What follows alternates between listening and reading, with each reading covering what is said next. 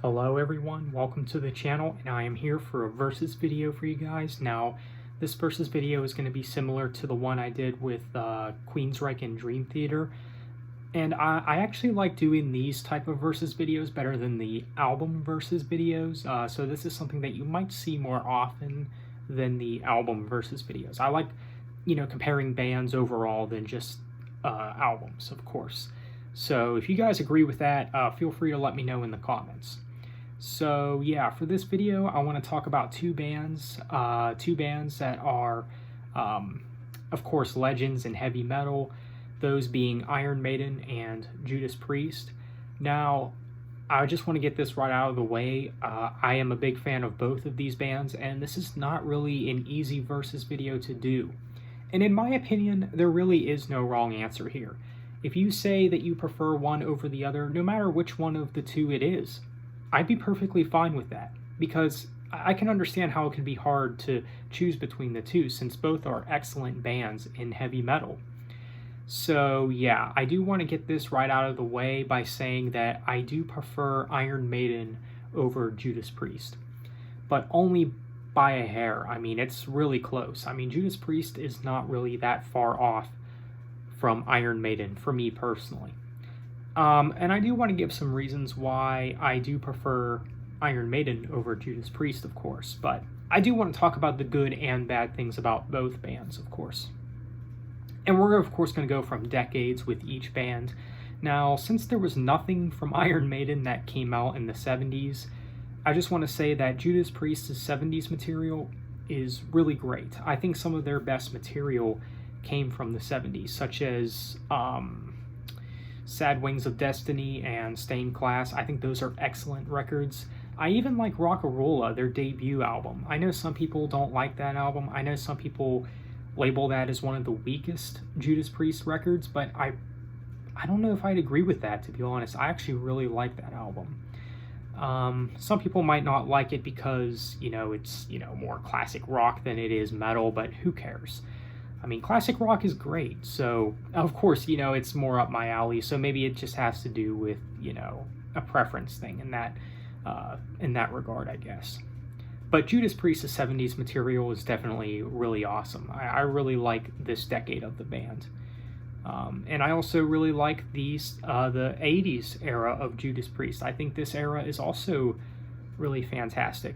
I mean, you got albums like British Steel, Screaming for Vengeance, Defenders of the Faith, Ram It Down, and just a lot of great stuff from Judas Priest in the 1980s, of course. And this is, of course, when Iron Maiden came around. Now, the thing is with Iron Maiden, I like just about everything that Iron Maiden had to offer in the 1980s.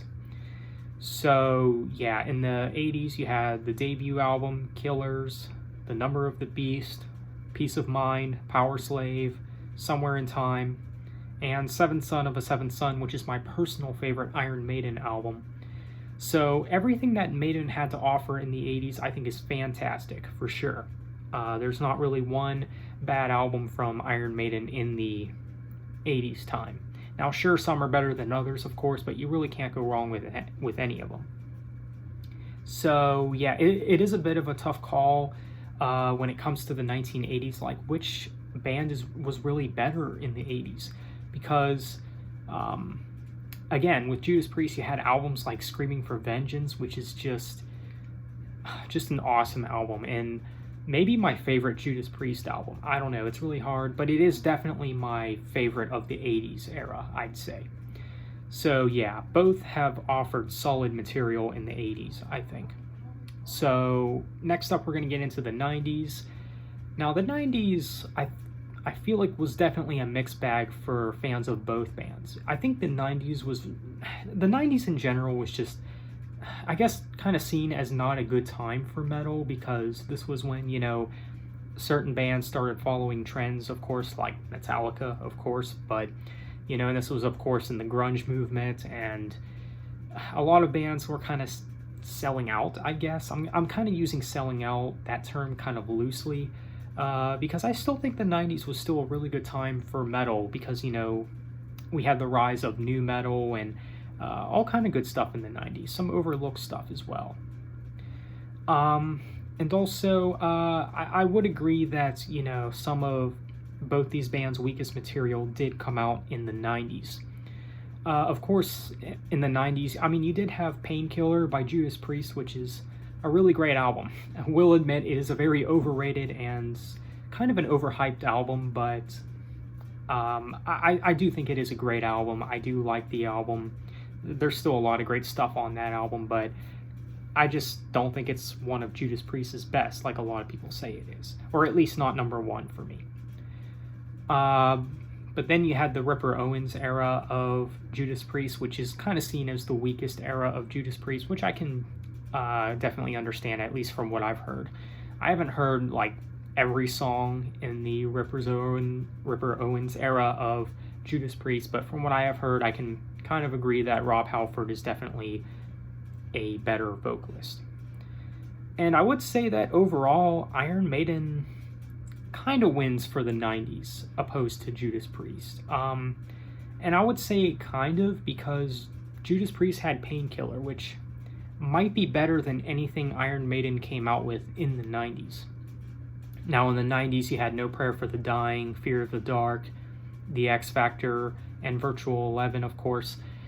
No Prayer for the Dying and Virtual 11 I definitely think are some of Iron Maiden's weakest albums. Are they terrible albums? No, I wouldn't say so. But I think that everything that Maiden came out with in the 90s, at least from what I've heard, I do like more than Judas Priest's Ripper Owens time with Judas Priest, at least. From an overall standpoint, I would say Maiden kind of wins, but Judas Priest also had Painkiller, so that's something to keep in mind as well. I don't know. But I actually really do like Fear of the Dark and The X Factor. I mean, I think The X Factor is kind of an underrated Iron Maiden album, to be quite honest. It is in the Blaze Bayley era, of course. This was when, you know, the 90s for both these bands was when, you know, they had different vocalists at the time. They came around for a few albums, and then their previous vocalist comes back, and yeah.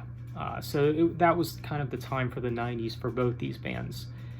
So I guess that's why it was kind of seen as a mixed bag for some people, for both Judas Priest and Iron Maiden. But I don't think that this decade, the 90s, was a terrible time for both bands, but for the most part, this was when some of these bands did start putting out their weakest material. And then we have the 2000s, which, now I'm going to be honest with you guys, I'm not really familiar with anything that Judas Priest came out with in the 2000s. I just know that this was when Rob Halford came back to Judas Priest, of course, I think, at least. But, I mean, I would probably bet that Maiden's, 2000s work is probably better because, well, again, I haven't heard really anything of Judas Priest's 2000s work, but from what people have been saying, it's not as good as, you know, the previous Rob Halford era. And this is, of course, when Bruce came back to Iron Maiden, and he came back with Brave New World, which is, I think, a really great album. I think it's the best of the stuff with pretty much the second wave of Bruce's time with Iron Maiden. But, yeah. But, of course, you know, you had stuff like Dance of Death, A Matter of Life and Death. Now, the thing is with Dance of Death, I think that is a pretty good album. It's not one of their best, but I think it's pretty good. A Matter of Life and Death, I think, is an okay album. It's kind of a boring album, in my opinion, but yeah. So then we get to the 2010s. Now, this, I think, is, I think that the 2010s is a better time for Judas Priest than it was for Iron Maiden, to be quite honest. I think that this is where Judas Priest kind of had the upper hand. This is where, you know, they came out with albums like Redeemer of Souls and Firepower.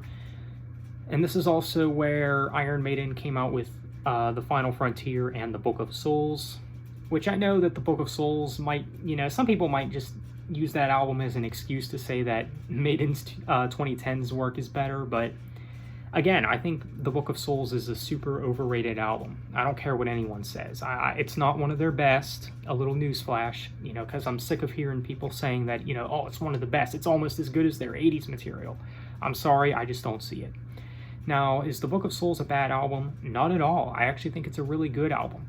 But seriously, don't sit there and say that it's, one of their best. It's up there as any of their 80s stuff, because to be honest, I would take anything that Iron Maiden did in the 80s than The Book of Souls, to be quite honest.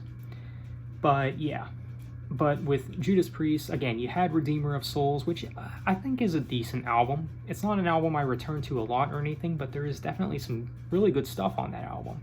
And then you had Firepower, which I think is like the best Judas Priest album probably since Painkiller. At least that's what some people have been saying, at least. Because again, I haven't heard, a lot of the 2000s material from Judas Priest, but from what a lot of people have been saying, Firepower is their best since Painkiller, which I can believe that for sure. And it's definitely a lot better than Redeemer of Souls from my listen, so that's definitely something I can believe. But yeah, it's definitely a great album, definitely a must-listen for any metalhead for sure, as well as the other, 80s and early 90s Judas Priest records. But yeah, definitely a solid album. This was definitely one of my favorites of 2018, and still an album that fairly holds up. I don't listen to it like all the time or anything, but sometimes I'll go back and listen to Firepower. Still a great album though. I love the riffs and the way Rob Halford sounds in the album. It's definitely a great album. So I think overall Judas Priest kind of takes the lead for the 2010s. But from an overall standpoint, I gotta say that I still do prefer Iron Maiden over Judas Priest. But again, it's only by a hair, just very little. And again, I have heard all of Iron Maiden's material, but I haven't heard all of Judas Priest's material. There's still some Judas Priest albums that I have yet to hear, but I plan to because, well, I have been a fan of Iron Maiden a little bit longer, for those who don't know. So maybe a part of that does have to do with a reason why I do prefer Iron Maiden. Maybe it's just a nostalgia thing, because I got into Iron Maiden in either late 2016 or early 2017, which I think it was late 2017, if I remember correctly. Which I know some people might say that that's really late to be getting into, a band like Iron Maiden. Like, some people might say you should have gotten into them during your childhood or whatever, but again, I wasn't even into much music when I was, in my childhood, of course, so, or much, older styles of metal or metal at all. So you got to give me that, of course. But I don't know. I just prefer Iron Maiden overall.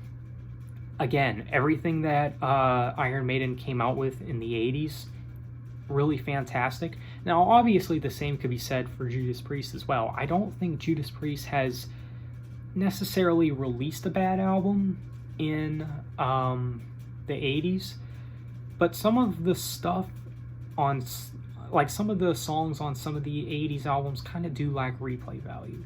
Not so much on Screaming for Vengeance, but I'm mainly referring to albums like Defenders of the Faith, which I think is a great album for sure. Turbo, I think that's what it's called, and Ram It Down. Now here's the thing. I don't think that any of these songs on these albums I would say are bad necessarily. I just don't think that they match up compared to a lot of Iron Maiden's material. That's just what I think though. Even Paul's era of Iron Maiden, I think, is also really solid. I know some people, not a whole lot of people, but a little bit of, like, a small amount of people might not like the Paul era. Like, some people might not think that, Iron Maiden wasn't a good band until Bruce came in. But I don't know if I'd agree. I actually really like Paul's era, but that's just what I think. I just think that Iron Maiden has had more solid albums overall than Judas Priest. But again, it's a bit of a tough call for me because both are excellent bands. But that's just what I think. So Iron Maiden, they win for me overall. But again, it might just be because I've been a fan of them a little bit longer. And I just think that they, again, have put out more solid albums overall. But again, Judas Priest is still a really great band, and I really love both bands. I think both bands are excellent, and both must be a fan of bands if you want to be a metalhead, of course. So there you have it, guys. That is my video. Let me know which band you prefer, Iron Maiden or Judas Priest. Are you a fan of both bands? Feel free to let me know. So thank you for watching. Have a nice day and take care.